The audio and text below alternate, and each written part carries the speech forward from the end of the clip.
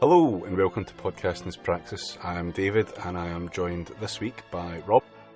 Hello. Alistair. Good evening. Jamie. Alright. And James. Hello. And this week we're talking about Justified, right? No.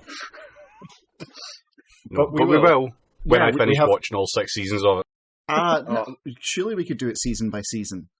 If ever there was a show that justified having multiple Get a load of installments. this guy. We will probably talk about it, but we'll wait for a cultural committee episode on it. Listener, your homework is to watch Justified. All of it. Yes, all of it. Yeah. You must. Because I think from next episode, we're going to work in like Justified specific jokes into future podcasts, and if you won't be able to get them, and you won't be able to laugh along. And then, are you really sitting at the cool kids pod table anymore? So if you would like this parasocial relationship to continue on the correct parameters, like... So what, we're basically saying, what up, simps? We expect you to consume all our favourite media. Yes. Yeah, you hear that? You all like cowboys now. All of you. Oh, well, let's put that to one side for the moment, and maybe we'll just do a regular news episode. Well, I say regular. Rob has prepared something special for us, and Treats. I don't know what it is. I have brought treats. I can't stress. Have you brought us an apology for not understanding how submarines and radar work? Did I miss something here? Fuck. Did you not see the fucking Navy shagger on Twitter calling me out for not understanding helicopters this morning? No. Yeah, there was some kind of... a fan rights. Fan rights. No, it was like a milsimp, people who get really turned on by numbers and military hardware. People who get really pissed off at you when you say that the AR in AR-15 stands for assault rifle. So was it... It was Tom Clancy, but he's not written a book. God damn it, I was literally about to crack the joke. Was it at Clancy Tom? But no, you had to... Right, so anyway, Big Time Clancy's been in touch. And he's not happy. No. Oh well, never mind. No, Rob has prepared something for us, and like normally when we do an episode, Rob runs it all by me first. He hasn't done that with this one. I have not. So there's exactly one person to blame tonight. There is, yes. And it's David. No, it's not. It's really not. Whatever it is. Well, it is your fault if giving Rob free reign results in us all losing our minds. Yeah. Well, I mean, would you say that I've ever done such a thing for, comedy purposes? Or regularly. That kind of... Yeah. Any opportunity you get. Yeah, pretty much. It's I mean, I think I've said before on the podcast that I've only ever considered getting one tattoo, and it's to say "Misery loves company." I think that's just podcasting in general, isn't it? Yeah, it's part of the parasocial relationship. That and watching Justified. For sake. Yeah, it's the only thing. Right. It's the only thing we've got to look forward to is episodes of Justified. Everything else is extremely depressing. Yes, a TV show that finished how many years ago? Exactly. They're bringing it back. It's not the point. What? They're doing a spin-off set in Detroit, apparently. I have already established this is not the episode where we talk about Justified. Well, you haven't established what the episode Should we put it to a vote? No, it's whoever draws first. That's. Oh, fuck off! Right, news. Listener, Rob, do the news. Do the news, Rob. Do the news.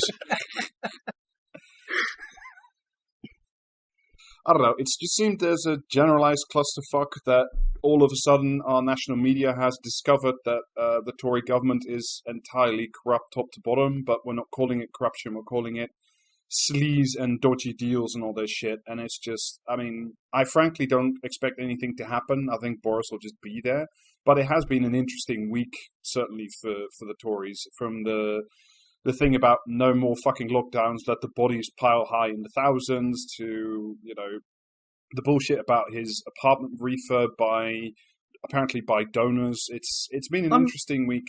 I'm really enjoying all the credulous buffoons. I'm like, wow, the Daily Mail broke all this news. There's some really groundbreaking journalism. It's like, no, mate, they just want to get their fucking guy in. It's really straightforward. Like, Is it Michael Gove time again already? it is Gove o'clock. Yes. Is it Gove though? Nah, it's not Gove. It's not Gove. Who is it? It's not. It's Patel. You think so? Yeah. Oh my god. Right, here's my reading on the calculus for this, right? Alright, go so on. it's not Gove because no one likes him. Like, well, just Rupert Murdoch likes him. not even his wife likes him. Not even Rupert Murdoch doesn't fucking like him.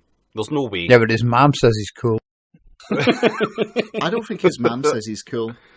If ever No, there was a I highly doubt guy that. whose mother didn't say he was cool, and that explained everything about their personality, it would be Michael Gove. Well, it won't be him because he's shit and unliked. Now, the only other person who's had any sort of work done on them in any way up to this point has been Sunak, and that work was to raise him up and then fucking tear him right back down again. There's also the green cell stuff, for whatever it's worth. Isn't a good look. I mean, Of all of all the Tory MPs, ministers specifically, who stands to gain the most from the removal of Rishi Sunak? When you take into account that they will be quite happy to play tokenism. Oh, I know the answer to this one. It's what's his face? It's War Crimes boy, Johnny Mercer. oh, but he's out. No, he's on the took naughty a step, isn't principled he? stand. Yeah. Aye, he's fucked. Oh, wait a minute. Do you think maybe that's a bit? Like, do you think this Nah. is a part of a kayfabe? Nah, no, because he's actually got like actual military service behind him and stuff, so he's going to have some type of take on this that's going to be unlikely to be that cynical. I don't think. Like, as much as he's a Tory, if he's ex-forces, it's going to be that's probably going to be the overriding factor. Mercer. I just wanted to bring up Mercer because he's a fucking prick. I just want to bring up quickly. Sorry, the fucking Labour just saying, but there was a principled stand to Oh yeah, like absolutely fucking hilarious. Like, that's all I've got to add. It is to some degree a principled stand, but only in the way that his principles are are fucking not terrible. exactly in line with the Tory party. Yeah, they're not perfectly in line with the Tory party, and that's why it was actually like they can be principles, but they can also be shit. Like, let's not kind of say that that's not the case.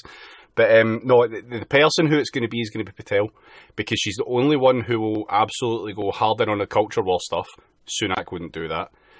They'd like to court the idea of being the progressive party at the same time as going against the culture war stuff, because that's a really useful bit.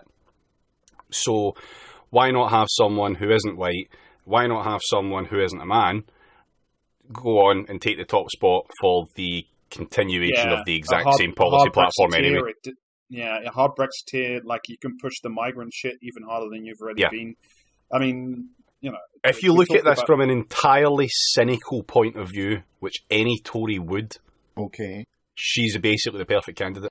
And let's be honest, if the Tories did put, a woman of colour in as Prime Minister, fucking Liberals would be falling over themselves, say how far we've come, Yeah, but have you seen, they've already been falling all over themselves, because apparently Dominic Cummings put out a new blog where he put some of this shit out about the refurbishment of the apartment and all this stuff. So, like, they're already, what's her face? Emma Kennedy is already, like, bigging him up as the new hashtag resistance hero. It's already fucking happening. excellent. Got to love the drama of the court politics as the courtiers all circle around the throne, don't you? It's lovely. It's absolutely fantastic. Yeah. It's so. I mean, I'm just saying that the quality of the court drama has drastically declined ever since April last year for whatever reason.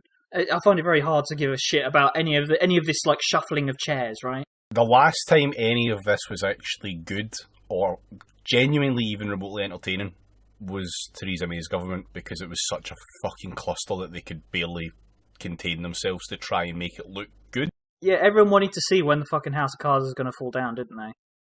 Yeah, now it's just a kind of like shitty inevitability that's going to have nothing but worse consequences as bring back the death penalty. Patel gets fucking coronated by a series of shit papers. I'm very confused. So hang on, are we doing Justified or House of Cards this week? No. to me, like, so part of the real problem is, and Alistair, you're right, it's just like, yeah, it's just musical chairs and court gossip and it's kind of shite, but that's because, like, there's real, actual, like, systemic things that in, quasi-normal times should cause governments to fall and, like, parliamentary inquiries to be held because, like, the green seal shit alone, the fucking mess with the PPE where fucking Matt Hancock allegedly paid himself but through having his sister and his wife have PPE corporations, the bullshit with the Super League that Boris may or may not have actually thought was a good idea. Like, there's real actual systemic shit, and because of the fucking shitehouse media this country has, all we hear about it and how it is the frame is just puppets and gossip and, who is the Labour mole or chatty ratty, it's just, it gets incredibly dumbed down to this fucking Westminster Village gossip level. It's infuriating. The only thing that you can really take away from this is that none of this matters. It's all going to be decided who runs the Tory party by interested parties that are outside the Tory party. Who gives a fuck? The only thing we know is everything's going to get worse. There's no way that electoralism is going to actually fix it. So fill in the blank. With justified. Wow. I ask again, what is to be done? Yeah. No, I mean, well, if you're Keithy Starms, then what you do is you call for a written statement by the Prime Minister, because that is, How many inquiries? How many inquiries have they called for now? It's like 13 or something. Yeah, but like that's not incorrect, because each of the matters raised should have inquiries after them. Like again, in what approaches a normal political system, each and every one of these matters should have a full parliamentary inquiry, or at the scale of Leveson after it. Yeah, you're right. Like Grenfell. Yeah. I did actually. I joked on Twitter the other day because I seen that video that Labour put out, and they had all the really fucking Z-list celebrity endorsements, and for some reason Dua Lipa of Greater Albania fame endorsing the Labour Party. And I said that it was a thick of it, any percent speedrun, and we are now getting to the point where we're calling for inquiries on every single fucking thing that will inevitably consume that party as well. So, yeah. Right, I am moving us on. Rob, what's the next topic? Yeah, it's a brief bit of follow-up from our episode with Nate from a couple months ago. Mm-hmm. We're really leaving Afghanistan. Goodbye and thanks for all the fish. Joe Biden, as part of being the great whatever hopeful of morons, has announced that... White hope. He's the great white hope. Can't stress white enough. He has announced that all conventional troops will be withdrawn from Afghanistan. Of course, symbolically, the last troop will leave the country on September 11 of this year. So it's just that does raise my eyebrows a bit. Just like what? How symbolically doing this, and what is the symbolism here? Do you know what that says? This is the liberal version of mission accomplished. Mm-hmm. Yeah. Also, I have to ask a question. We're saying they're withdrawing all conventional troops. So they're just leaving the fuck-ups, basically. Is that the idea? Well, the people they're leaving, I mean, we say they're leaving, but of course they're not really leaving, because... They're just going to rebrand everyone? Pretty much. Instead of the United States Marine Corps or whatever, they're going to be from Blackwater or whatever Blackwater are calling themselves this week. But yeah, that is essentially a couple of days after the head of US Central Command, which is a large region including Afghanistan and the broader Middle East, and a Marine Corps general, Frank McKenzie, made remarks during congressional testimony and also later in the U.S. Senate, saying manned or unmanned aircraft can play a large role in maintaining the presence that could peer into and respond to threats inside Afghanistan. So the drones aren't leaving. We're just... The thing that inspires terror, inspired terror in 2 generations now of children. Yeah, by now. Yeah, those are staying, but fucking. You're missing the subtext. It's the thing we get to pay the military-industrial complex for is staying. The people we have to pay, benefits and Veterans Affairs discharge and all that kind of stuff No, we're pulling them back. And of course, it means that because the US is leaving, everybody else is leaving as well, because this is still, I think, nominally a NATO operation. But of course, like without the US network and like logistics systems, etc., nobody can stay. So we're just walking out the door and declaring victory. Once again, there is no victory. We've just lost again. Another forever war.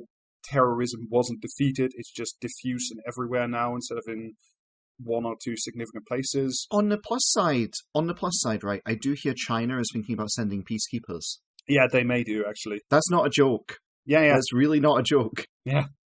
I love names like peacekeepers. It really inspires, like, a sense of calm, Yeah, so I looked up some of the latest statistics. There are 240,000 direct deaths. So that's people in Afghanistan who were either in enemy uniform or out, terrorist or whatever you want to call them, or, just general civilians that were counted by administrations as terrorists because it's easier. US troops, UK troops, everybody put together is 240,000, but that number does not include deaths from secondary causes of war, such as disease, loss of access to food, water, infrastructure, or other indirect consequences. So probably the body count is somewhere north of 500,000. That's fantastic. I love that. Like, this whole other thing that war is basically for, which is basically to destroy infrastructure so that your nemesis can't function properly in order to put up a fight. Yeah, did you not hear what Nate said on our episode? Do you know how many hospitals they repainted? Yeah. Oh, dear. Didn't they literally drone strike a Italian Red Cross hospital? Yeah, pretty sure they did. And because, of course, this means that the UK is pulling out as well. I'll read you the quote from Ben Wallace, the current Defence Secretary. As we draw down... Oh, sorry, but fucking who? Yeah. Oh, my God. It's interesting that this time, like, defense doesn't really get a look in. Like, I mean, it's kind of traditional by now, but it's interesting you don't really know who this guy is. As we draw down, the security of our people serving in Afghanistan remained a priority, and we have been clear that attacks on allied troops as they withdraw will be met with a forceful response. So, like, don't kick us while we have one foot out the door. The British public and our armed forces communities, serving and veterans, will have lasting memories of our time in Afghanistan. I'm sure they will. Lasting memories is the best fucking synonym for PTSD I've ever fucking heard. Yeah, it really is missing if they like whether they like it or not at the end of that. It's spring breaking Kabul is what it is, but Oh Jesus, man. Don't sugarcoat it or anything, That is some pro tier level wordsmithing going on right fucking now. Yeah. Most importantly, we must remember those who paid the ultimate sacrifice who will never be forgotten. I'm reasonably sure that the broad British public has already entirely forgotten everybody who paid the ultimate sacrifice, and also maybe ask once again, what was that sacrifice for? What did you lose your life for in Helmand, everybody? What did we do there? What did we accomplish? Why were we there? What was the reason we were there? It's a whole episode. Go listen to it. It's with Nate. It's good. Episode 63. But there is no reason. It's not true. It was imperialism. No good reason, David. Oh, good reason? Oh, right. Okay, never mind. Yeah, well, no one said that on the job sheet when we started. The Taliban is, of course, the real winners of this, or whatever currently constitutes that which we call the Taliban, because, of course, it's a diffuse alliance of people, etc., etc. But they've already said they are pulling out of the peace talks until September 12. So, once the US is gone, I don't think these guys are going to be very interested in peace discussions, because the current democratic government, the thing that we helped get all those people to the poll for, that was a really real election and not something we rigged because we needed a puppet, have already lost control of, I think, somewhere between 60 and 40% of the country. And without the US and NATO backing them up, they are essentially completely toast. So, what did we do? Why? What did we learn, Palmer? No, we've established it's pointless. I'll tell you what we do. We do this all again in 20 years, but, we just throw another dart at the fucking... Yeah, we'll just go somewhere else or go Atlas. to another... And we spent, or at least the US alone, by the way, I looked up the figures today, I thought let's just see what the US alone spent. And if you add everything into a great big pile, it's about $2 trillion money that I think we can all agree could not be spent better anywhere else. I wonder what you could. No, I wonder what $2 trillion gets you in like hospitals or like, unprivatizing healthcare. Well, it depends, right? It depends. Is it a British hospital or an American hospital, right? And have you asked the American hospital to itemize their bill? Yeah, did you see that thing that was on Twitter earlier this week of the guy who was like posting about how great the American health system is? And it was like a bill for, he'd broken his leg or something, and it was a bill for like $38,000 Mm-hmm. and then apparently they sent him like a second message saying, "Oh no, we sent you an incorrect bill," and it was $80,000 or something. It's even better than that. He posted on Twitter. The hospital replied to him on Twitter going, "Oh, we'll be in touch." And then he came back and said, "Yeah, my bill's actually 80 grand." I saw another great example of that. It was someone said, I was looking on like my healthcare provider's website to find out why my breathing apparatus request was denied, and the website or the web page for the relevant web page just had the word something written 3 times in the body of the text, and that was it. It's like, okay, what, just what? something. Yes. Jesus Christ. Well, I mean, coming to a GP surgery near you.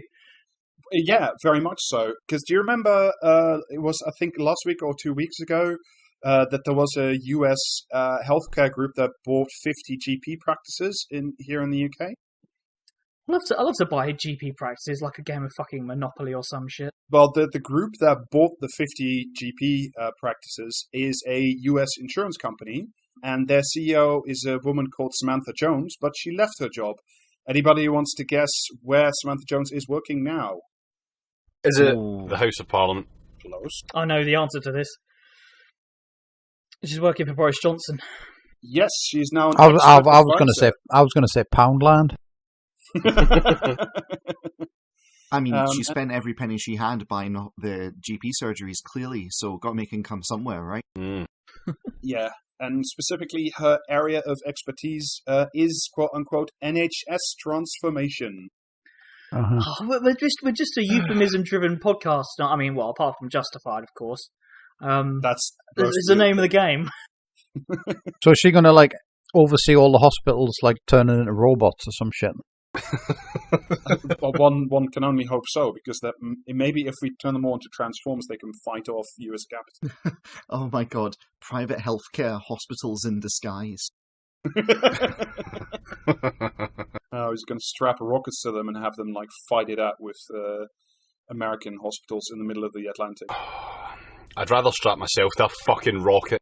Yeah, I wanted to do one more quick hit, and then I'll read you a bedtime story.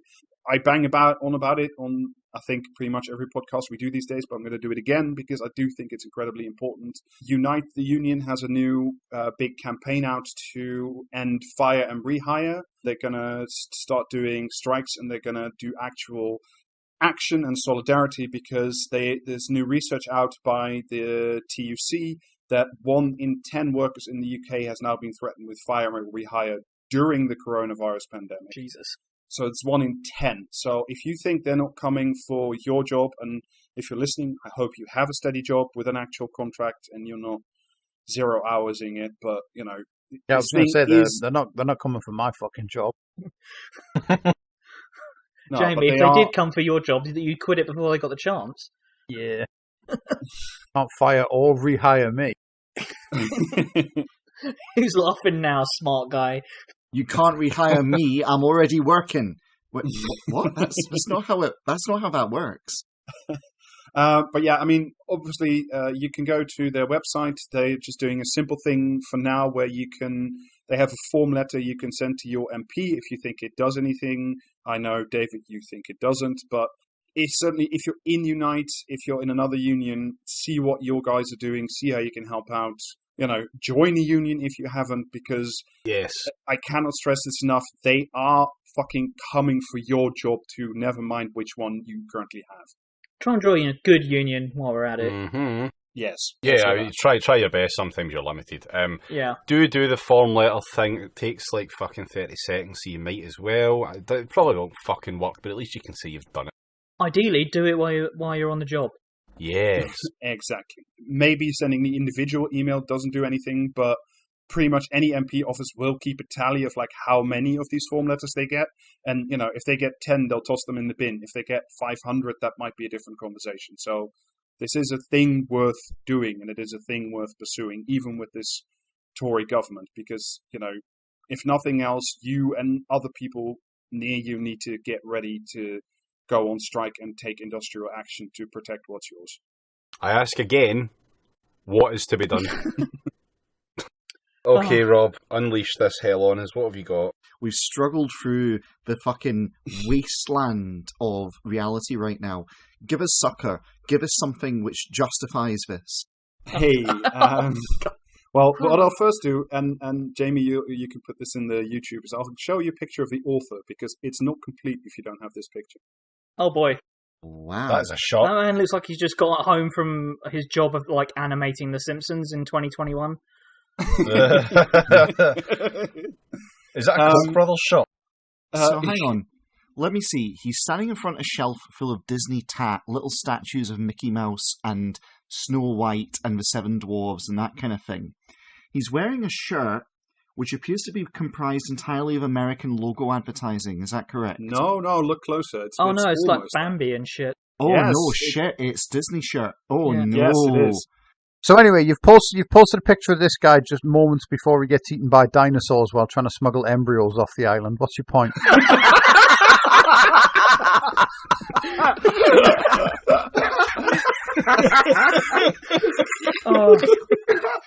It does look exactly like that. All right, so this article I think has a little bit for everybody on this podcast. We've got some movie magic, we've got big treat boys, there are theme parks, culture wars, and of course the selfishness that can only come from being hyper-individualized by capitalism and by being a massive prick. This is an article... I don't like this. This is an article from the Orlando Sentinel, because I read exciting things for this podcast. Fucking hell. And I shall read you, it's called I Love The Orlando Sentinel sounds like some fucking guy you've got to fight before you're allowed to poach gators. It sounds like a fucking Dark Souls boss is what it sounds like to me, right? It's in a suit of armour made from like old car parts.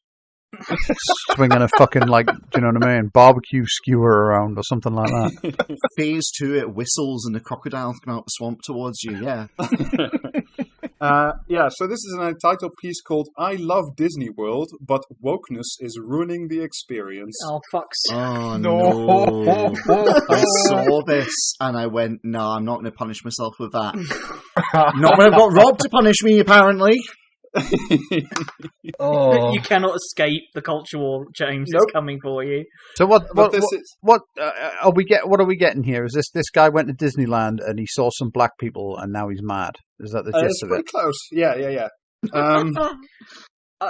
Can I make a prediction? This guy's going to say something like he's sad that Disney is deviating from like the anti-woke principles on which it was founded. I bet he's sad. He was sad when they hired Gina Carano on The Mandalorian, but he was even more sad when they fired her.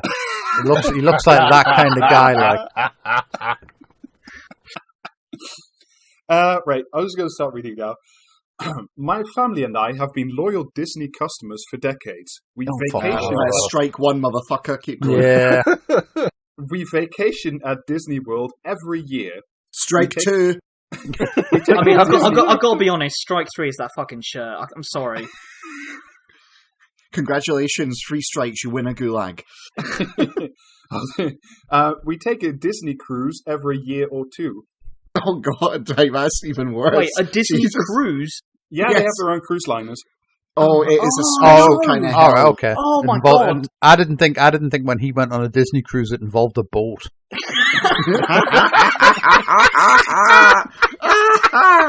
Oh yes. Oh boy. Consequently, we I'm spent... sorry, I've now just got this shit image of this guy driving down the street at a Disney resort and stopping next to the mascots and going, "Hey baby, you available?" kind of thing. Just, oh, wow. Oh. Consequently, we spent way too much money in Orlando. Unfortunately, I am strongly rethinking our commitment to Disney and thus Orlando. It sounds like Keir Starmer reneging on one of his pledges. Well, I mean, Disney have also apparently had problematic associations with people who boycotted Israel, so it's not unexpected. And Alistair, you were predicting earlier, the more Disney moves away from the values and vision of Walt Disney, the less Disney World means to me. Oh, dear. Oh. Oh, what can I say? These guys all have the same fucking script, right? Yes. But this one is particularly good.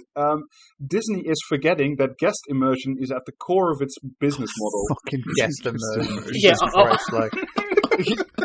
Is his fantasy kingdom with like a 6-foot mouse wearing trousers not realistic enough for him? Does he not feel adequately immersed in that shit? When I stand in Galaxy's Edge or Fantasyland, I know I am in a theme park, but through immersion and my willingness to set the real world aside, something magical happens. Yeah, the LSD kicks in. This guy is too lame for LSD. Like, Yeah. let's be fucking real hell, here. I can imagine it would be one way to be immersed in the experience, though. I bet he goes full Hunter S. Thompson if he has 2 coffees. We were 5 miles outside Orlando when the melatonin kicked in. No, I think this guy is very much against taking melatonin. That spell is broken when the immersive experience is shattered by the real world. And boy, has Disney been breaking the immersion. Why is there reality in my treats? We would like to know. Recently, Disney announced that cast members are now permitted to display tattoos, wear inclusive uniforms, and display inclusive haircuts. Disney did this all in the name of allowing cast members to express themselves, which is bad. Yeah, because he's never seen the fucking characters from the movies until he's gone to the fucking theme park. So he doesn't know what they look like. No, it's not. He's not referring to the right. Can I give a little bit of background on Disney? I've never been to a Disneyland or anything similar. But even from basic context, I could assume that they don't mean Mickey Mouse is allowed to have tattoos and a mohawk. So for my sins, once upon a time, I briefly dated someone who had worked for Disney, and so I know far more about Disneyland and Disney parks than I really want to. And I wish I could forget the knowledge, but like every other fucking, abysmal Lovecraftian abomination that Rob brings up, this one is seared in my mind. So do you want a bit of background on Disney parks and how utterly fucked up they are? Oh, yeah. Go for it. Okay. So first things first, cast members are anyone who can be seen by the public or has interactions with the public. If you work in the phone system, you're a cast member. If you're sweeping up the street, you're a cast member. If you are standing, selling the food, you're a cast member. Because the whole thing is a performance, you see? That's what that is. It's what if you're in charge of restocking the bought license plate? I mean, let's be real. If you have to walk in front of the public at any time, you're a cast member. And here's where it starts to get interesting. Cast members have very specific rules on how they're allowed to behave. Not how they're meant to behave, but how they're allowed to behave. And they have a 3-strike system. And if you get struck out 3 times, even if it was unavoidable, you're out. Okay? And the list is insane. Number 1, you have to be smiling at all times. Including when you're doing stuff like, sweeping up kids' vomit. Especially when you're doing stuff like sweeping up kids' vomit. Right? Love to psychotically grimace at passers-by as I sweep up vomit. Number 2... sounds like my dream job, because I can't smile without looking like a murderer. Number 2, you are not allowed to point... Who the fuck just laughed like Goofy? That was me, I'm getting in the spirit of things. Number 2, you're not allowed to point at anything. You have to gesture with your whole hand, right? You just aren't allowed to point. Oh, they've all graduated Sandhurst. Number 3, you're not allowed to stop to pick something up. You're not allowed to crouch down. Instead, there's a special Disney sweeping gesture you're meant to do to pick something up the ground in one fluid motion, so what no one notices that there was litter there for you to pick up to begin with. Okay, Yeah, so when do they induct you like into the actual when do you get like No, seriously, the like, straight serial away. number? No, like you joke, but straight away they actually have, like, there's this whole fucked up thing, particularly to do with Disneyland Florida. I hope I've got that right. It's Disneyland in Florida and Disney World in Paris, right? Disney World is in Florida. Disneyland is in California. Oh, fuck it, whatever way around it is. Anyway, they legitimately, like, they actually have nearby housing and for, like, cast members and all this kind of stuff. It really is like cult, okay? They also have backstage areas to get around the park and stuff, and you're not allowed to in any way break any kind of character under any circumstances unless you're backstage. And when I say break character, I don't just mean the people dressed up as Jack Sparrow and all that shit. I mean the people who are, like, meant to psychotically smile at everything. It's crazy. They also have machines that whenever it rains, immediately afterwards, they fucking drive along the street with these machines to suck up all the water so that people don't get rainy pictures of Disneyland. They also do really weird psychological shit. Like, if you walk around Disneyland, you'll smell pizza, especially if you go near the food area. There's a smell of pizza everywhere. Want to guess what the one food you absolutely can't buy in Disneyland is? Is it pizza? It's pizza. They pipe in the smell, so you're like, oh, that smells good, but then you can't quite get it, so you're more likely to buy more shit. They also, they have all these, like, activities you can do with your children on the park, like get your child made up like a princess, and they've got special menus they show the kids that don't have any prices on them, and they intentionally show the kids the menu first before showing the parent the copy that has the prices on it, to use the pressure of the children wanting to, to go with the parents further. They literally have a psychology of colour in the park, where they paint things in a special shade called go away green, which makes it blend into the background and causes people to not pay attention to it. And I could go on and on and on and on. This man's dream world that he wants to be immersed in is a fucking, panopticon prison, basically. James, have you considered that the problem is I'm not traveling across the country and paying thousands of dollars to watch someone I do not know express themselves. I am there for the immersion and the fantasy, not the reality of a stranger's self-expression. I do not begrudge these people their individuality, and I wish them well in their personal lives, but I do not get to express my individuality at my place of business. Strangely enough, he wrote the exact same article about sex workers. It feels like... Do you know, I'm pressing fucking X to doubt on this one, because looking at this picture of this guy with his fucking Disney brand shirt, I guarantee you he fucking expresses his, in massive fucking commas, individuality when he's at work. He's going to be the guy who wears fucking goofy suspenders or something like that. I guarantee it. Yeah. What's next? Is Disney going to end the rule barring on-stage cell phone use by cast members as an infringement on self-expression? Oh yeah, by the way, that's on stage means anywhere in the park that's visible to the public. Yeah. Backstage is anywhere that's not. More broadly, like many corporations, Disney has been politicizing its business. Full disclosure, I am a Christian and a conservative Republican. I know, we would never have worked that. Incidentally, his favourite movie is fucking Dumbo. For some reason. No, Song of the South. Oh, yeah. Oh. James, please, no, I haven't. Yeah, we're a couple paragraphs away from it, but yes. Oh my fucking god. Regardless, corporations have always made politically motivated decisions. Usually, it is out of a desire to make profit, but sometimes it is because of the values of the people of the corporation. Usually, my dude, you're so close. No. You got to understand. She's told you he's a strongly valued conservative Christian, and Hobby Lobby has strong principles about not giving their staff birth control. That's got nothing to do with wanting to save money on paying for their healthcare. It's strong Christian values, right? Yeah. Walt Disney used his corporation to express his patriotism during World War II and his pro-capitalism beliefs afterwards. See, that's fine. And also his Walt Disney's anti-union beliefs and his tendency. Can I talk about that for a minute, actually? Yeah, briefly. Okay, so Walt Disney was a fucking arsehole. A tremendous arsehole, and to understand the cultural legacy of Walt Disney, you just need to look for the fact that every time they do like a generic capitalist in a video game, right?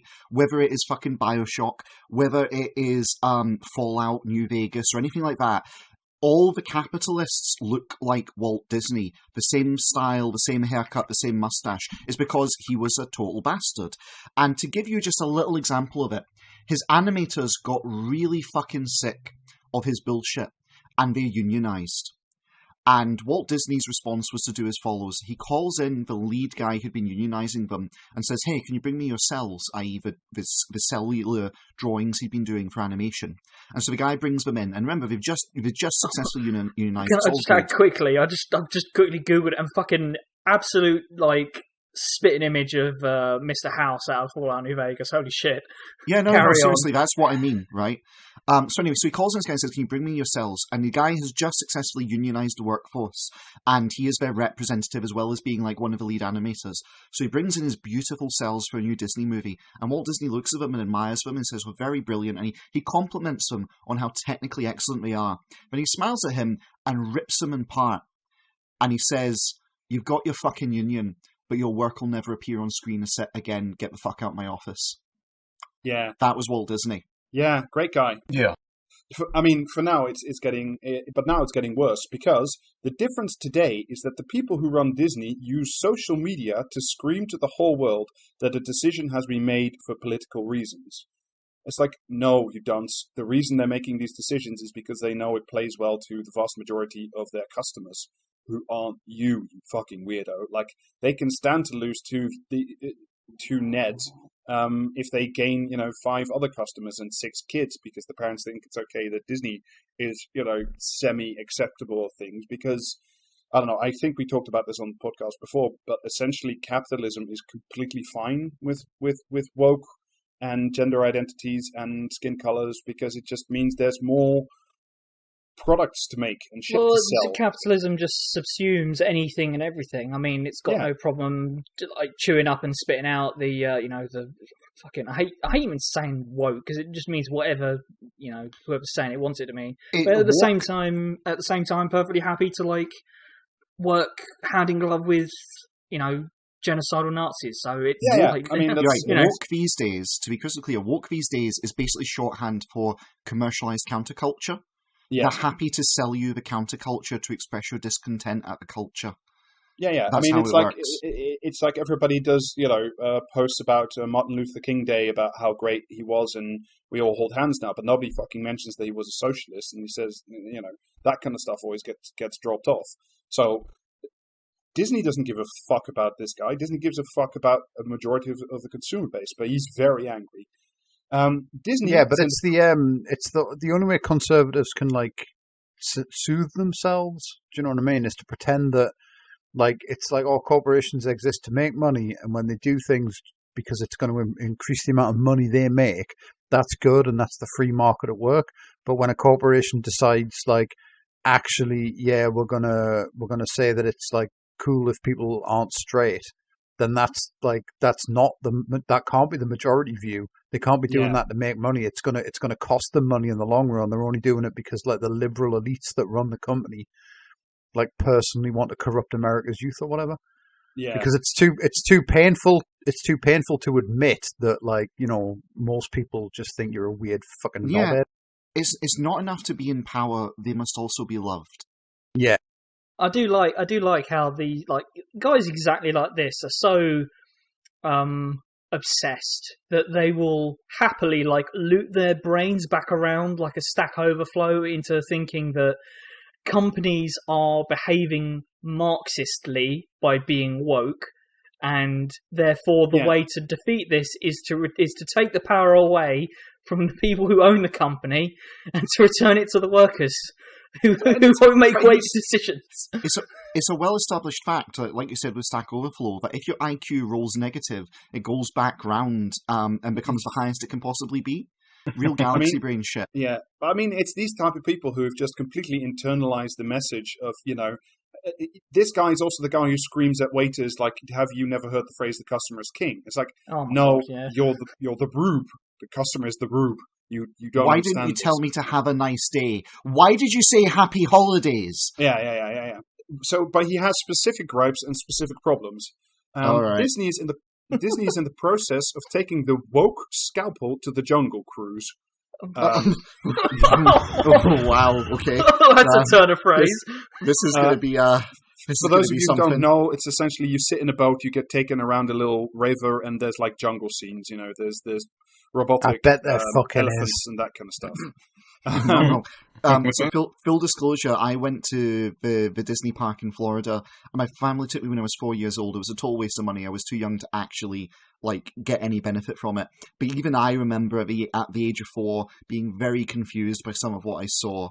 Carry on, Rob.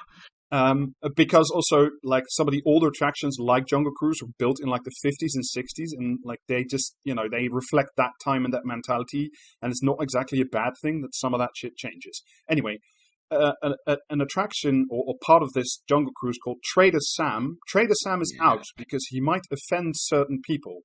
Every grown-up in the room realizes that Trader Sam is not a representation of reality as meant as a silly caricature. It is no more based on racism. Does Trader Sam have a second name? I'm just going to put a picture of him in the chat, shall I?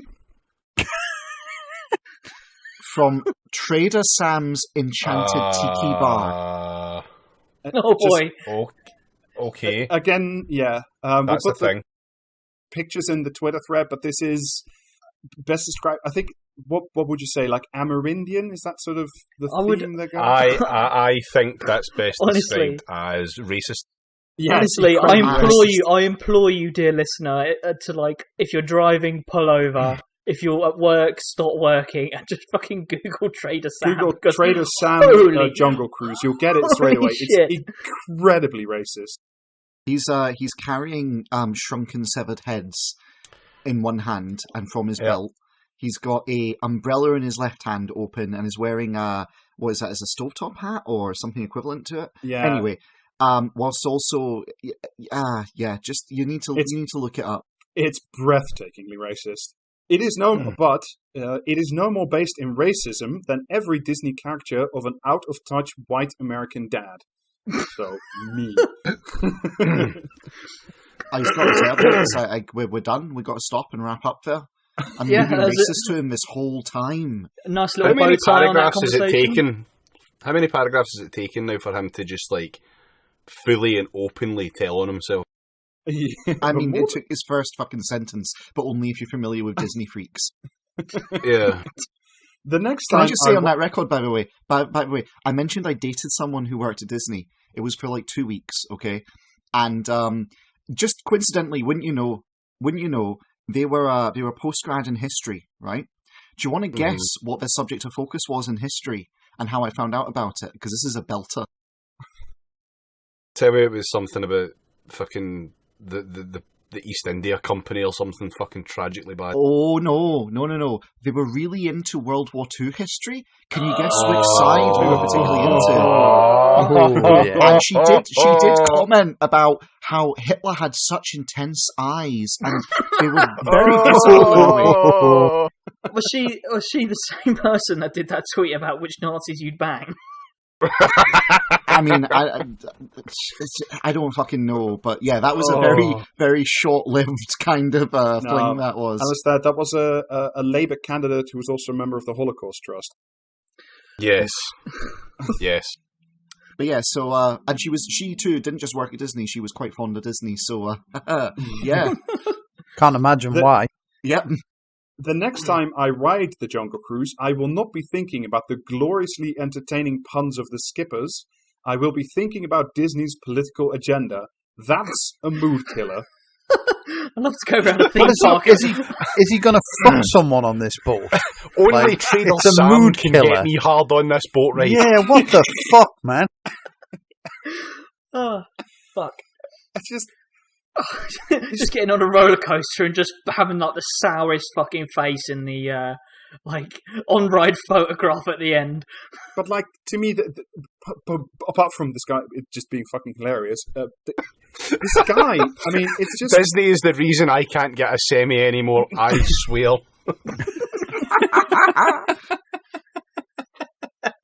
He would benefit from taking the little blue pill, but he can't help but take the red pill.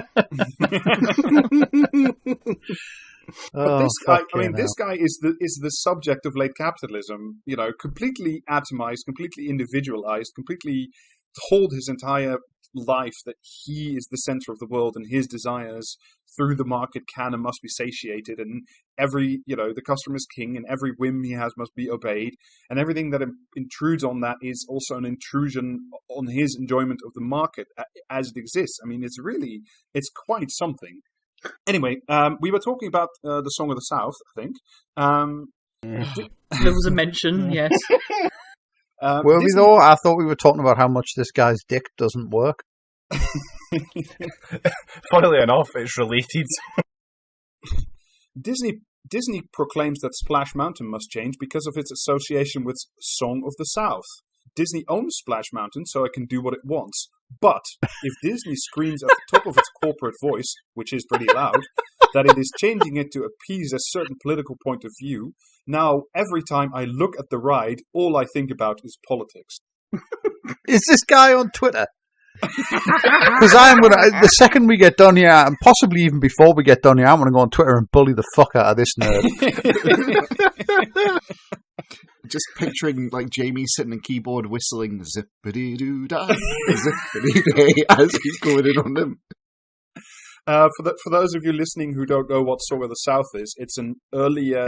It's racism, isn't it? It's incredibly racist. Pure It's like a feature-length version of the old Kiora adverts. It is the equivalent of Colombian raw, uncut racism is the best way to describe it. Birth of a Nation, the anime.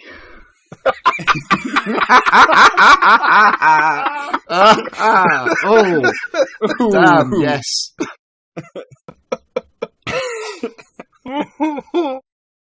The same with Pirates of the Caribbean. Disney has made significant changes to Pirates of the Caribbean over the years. Whether Disney caved to political pressure or really thought the alterations were necessary is irrelevant.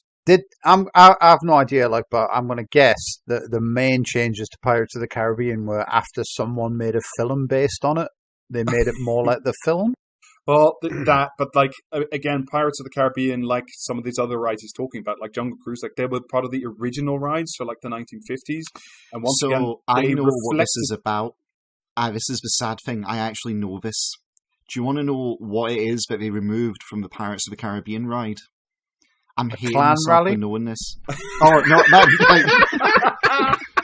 no, that's the Splash Mountain changes, right? You've got to keep up. We're on to another topic.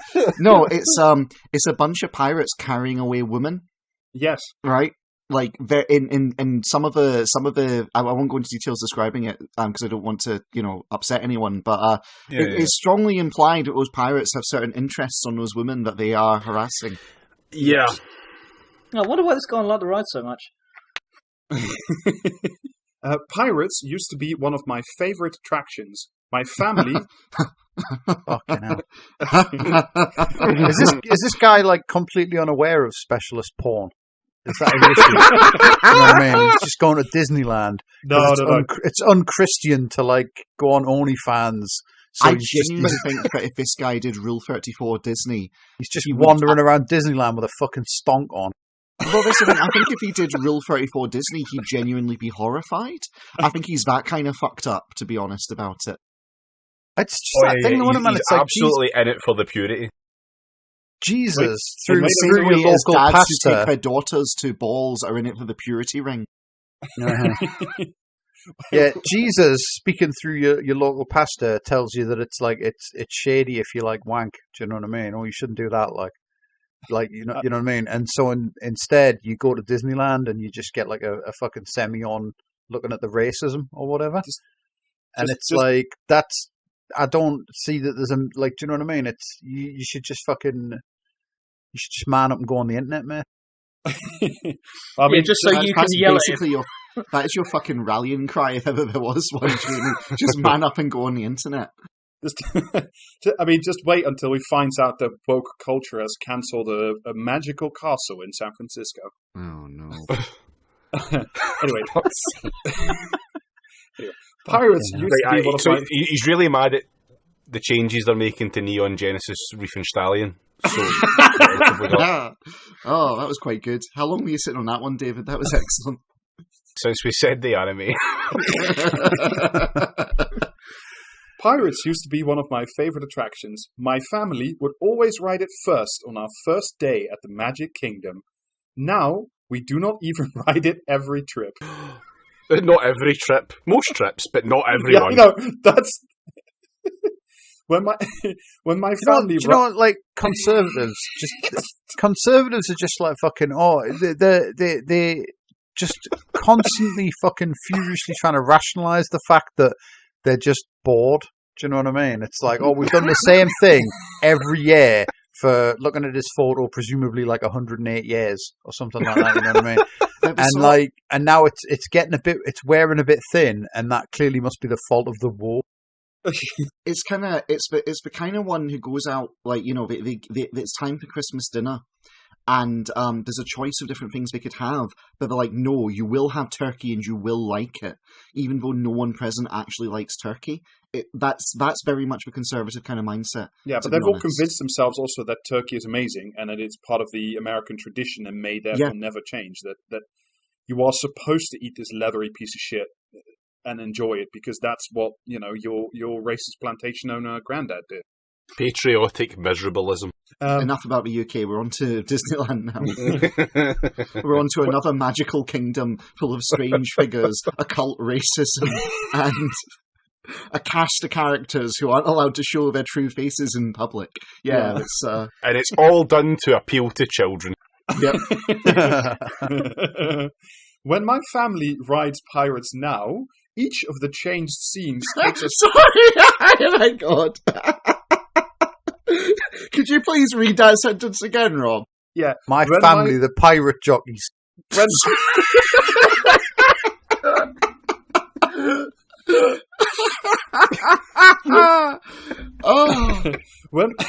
When my just like sat on Blackbeard's back with a fishing rod with a doubloon hanging from the end of it, just holding it out in front of him so he runs faster.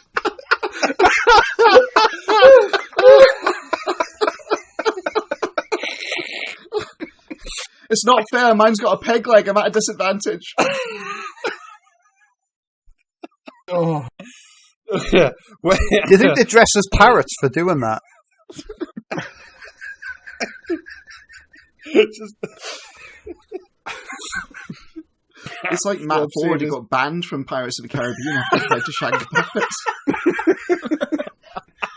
Oh, fucking hell. I wish I could use that callback. I'm sorry we can't. When my family rides...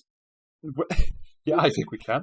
We left all the Matt Ford Shags puppet stuff in the episode, like. Yeah, we did. Oh, never mind, then. Okay. Matt Ford, pirate jockey. Sure, let's go. When I can't even read the sentence anymore. Alright, I'm gonna try again. When my Rob came here to break us tonight. He's instead broke himself. Yeah, well, should know fucking better, shouldn't he? when my family Take a minute. So when my family watches Justified. When my family rides Pirates now,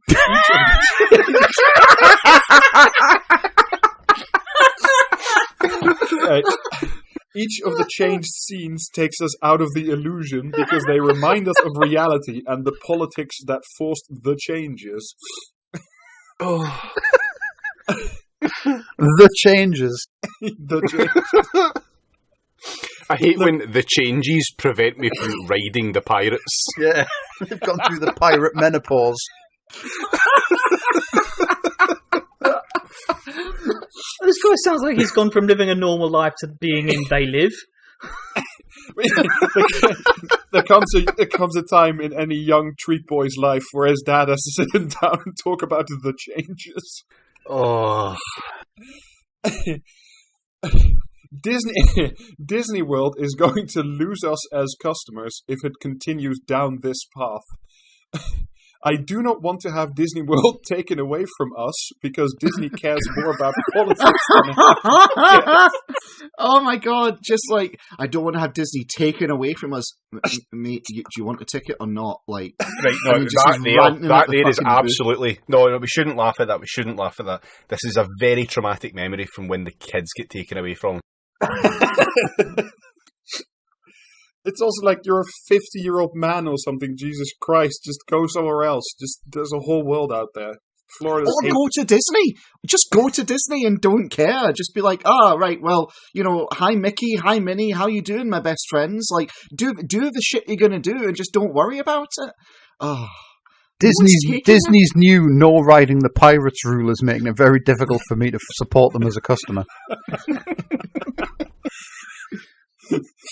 You can look, but you can't touch. But you guys fail to see the bigger point and why this treat boy specifically is so important to why he's the center of the universe.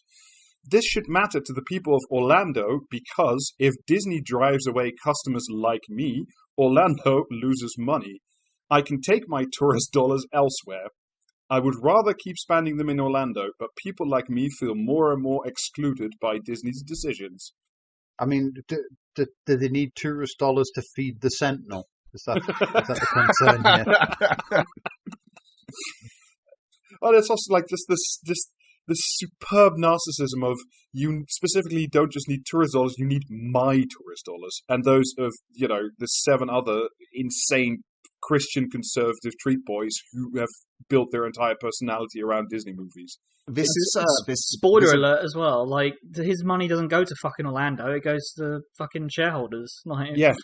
And it's also like there's a implicit narcissism in this, which is not being said, but is very much inferred from everything he's just said. Which is, in his world, the dollars of them uppity others don't count as well as his dollars. Yes. Like that's the way this kind of works for him.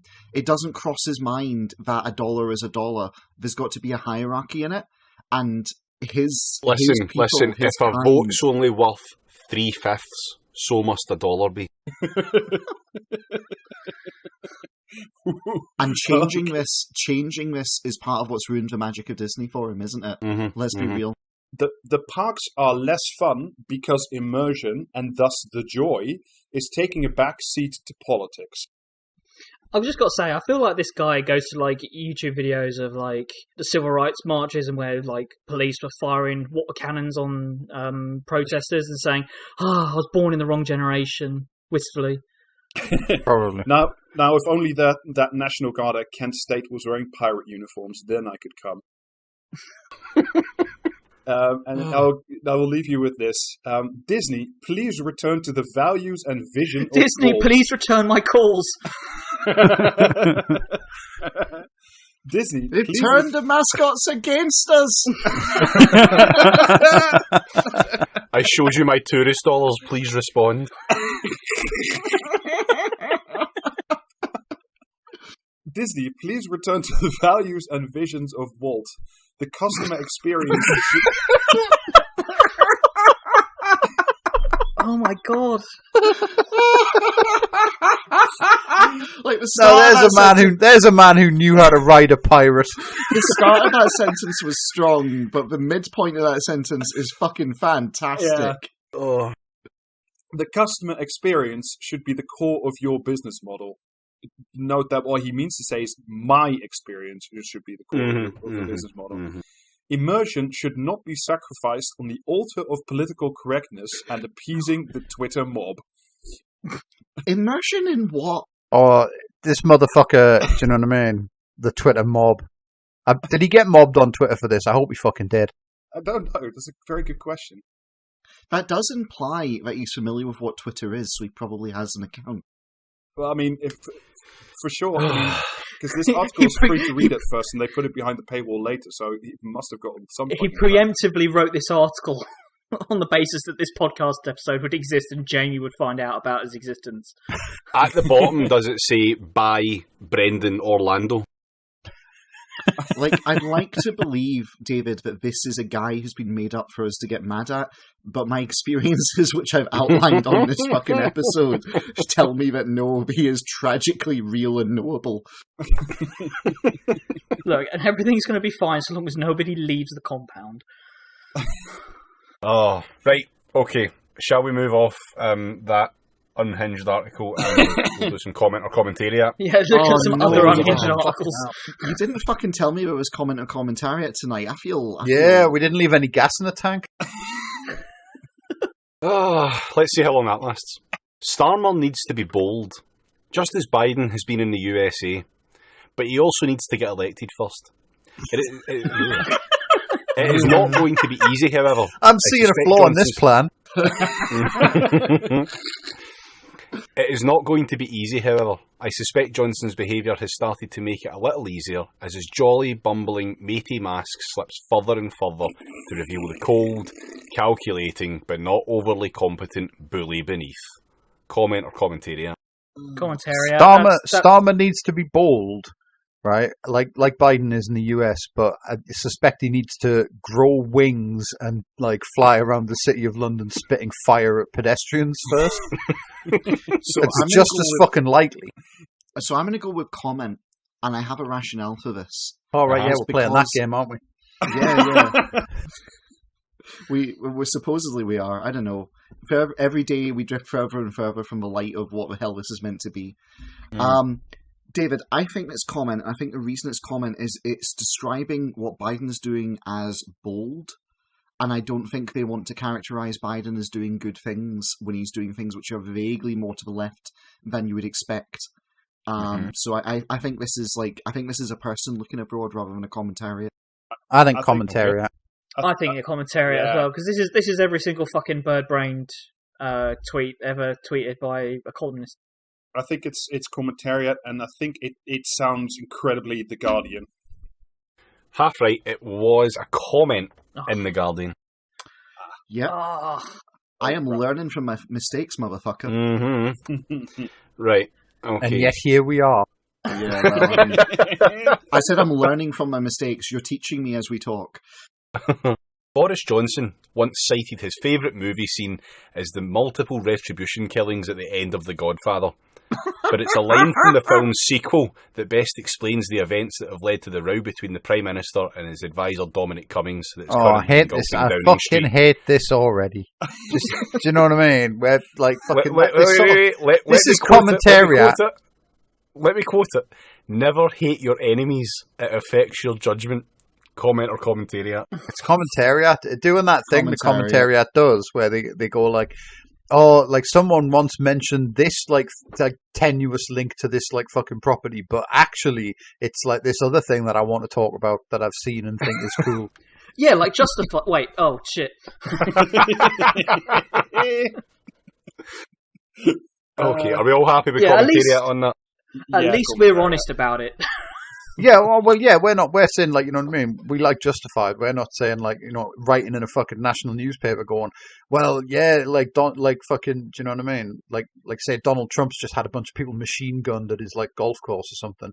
You go, yeah, Donald Trump once, like, appeared in Home Alone too, but, like, actually you should take a lesson from, like, and then just fucking some other, like, obscure reference that they think makes them from sound Song clever. of the South. Yeah. Okay, yeah, that was commentariat. That was Katie Balls in The Guardian again. I had to get that there because it's like peak fucking centrist movie shit. It was just too good not to fucking add one of the tools to spot libs is essentially they want to inject culture, and their culture is like cinema essentially, or occasionally pop culture TV. Whereas when the Conservatives want to inject culture, they want to do like really like either old fucking, you know, Mrs. Brown Boys except for the ancient era kind of stuff, or they want to do the classics and quote, I don't know, fucking Tacitus or something like that. Now I'm starting to imagine a Mrs. Brown Boys theme park. Nope, moving on. You already live in the United Don't will Kingdom that world. one into Do you fucking not think there's a rich vein of comedy patter to be mined from Mrs. fucking Brown's fucking boy? No, I do not. Jamie, I don't fucking come on your podcast and act like a total arse who's had a really stressful... Oh. Labour can admit that Blair made a fortune working for assorted hideous regimes, but he never lobbied the British government for profit as Cameron did. Oh, and yes, Labour brought various commercial figures into Whitehall, but they did not work for private companies at the same time. Comment. Oh, I love to read like a pop-up book of politics, and that's just... I think this is like John Rentoul or something. Do you know, like some fucking like diehard Labour fuckwit, like some proper New Labour arsehole. Yeah. I don't know whether it's comment or commentary. I genuinely don't. It could be either. It just depends on the venue. I mean, that is the game. To be fair, I'm gonna be optimistic and say comment here. I'm going to say comment because I don't think I've said comment in a while. Okay, that was commentariat. It was Jonathan Friedland in The Guardian. Oh yes. Oh, what a waste, man. Fucking hell. Fantastic. Big special boy, Jonathan Friedland. Well done. Okay. We are living in a very scary age when you have to think carefully about not just what you say, but how you say it. Wokeism is very similar to its bedfellow, fascism. Orlando Sentinel. They only need one more thing in their attire, and that is jackboots. Comment or commentariat. Is this Orlando's special boy? Or is it that guy writing in the comments of the Orlando Sentinel? We just can't tell. Yeah, this is a comment for sure. This is a manifesto nailed to the gates at Disney. This is Rob Little. No, this is a manifesto posted on 8chan. This is Fuck's sake, That's extremely cursed. Jesus Christ. I think we can leave that one in, actually. Yeah, You can, yes. Holy God.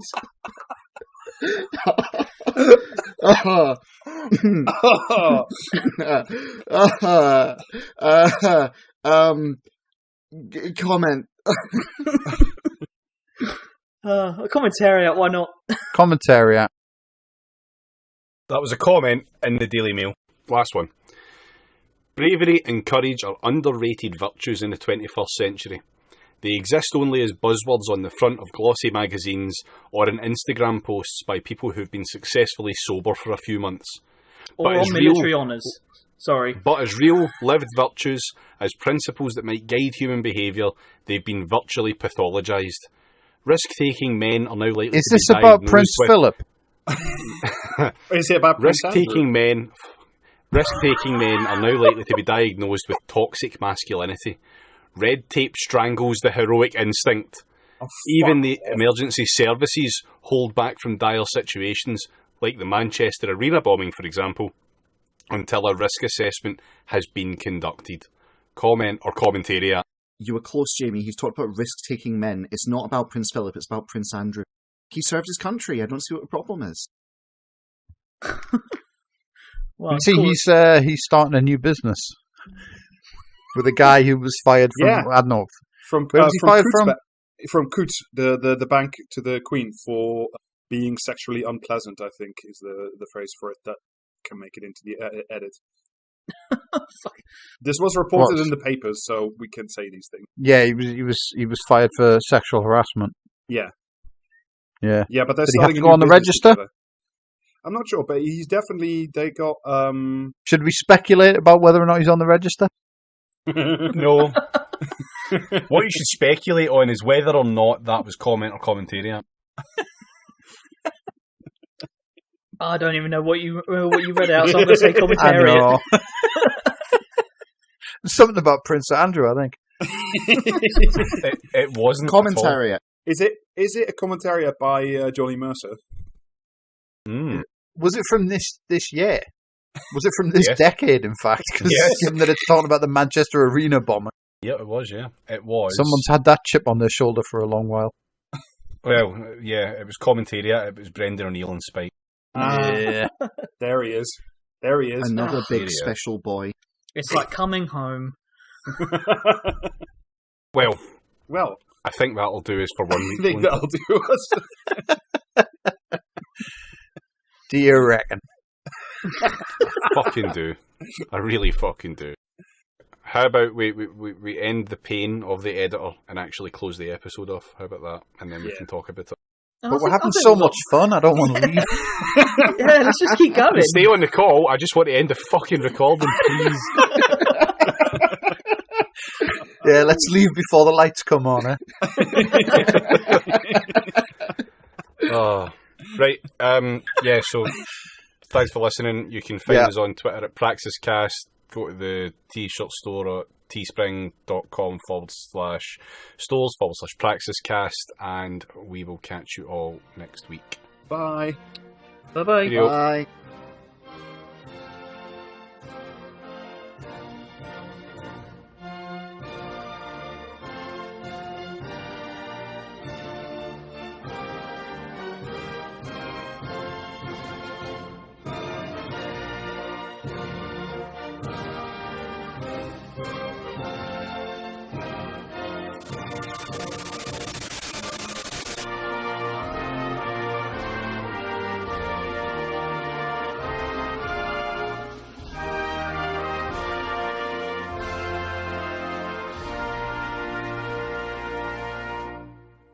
Yeah, Finn.